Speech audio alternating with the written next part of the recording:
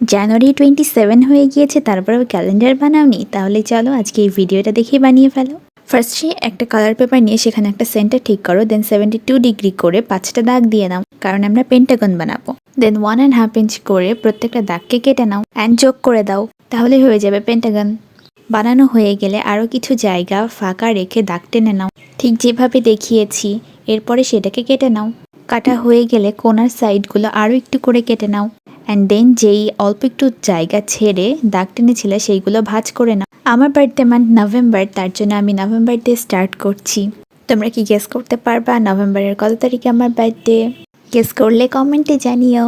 So এইভাবে আমি সবগুলো মান্থ বানিয়ে ফেলেছি, আর 6টা মান্থ আমি একসাথে অ্যাটাচ করেছি অ্যান্ড বাকি 6টা মান্থ আমি যেভাবে দেখাচ্ছি ঠিক সেইভাবে অ্যাটাচ করে ফেলতে হবে। অ্যান্ড দেন বাকি 6টা মান্থের সাথে এই 6টা মান্থ আবার গ্লু করে দিতে হবে, তাহলে হয়ে গেল আমাদের বল শেপের ক্যালেন্ডার।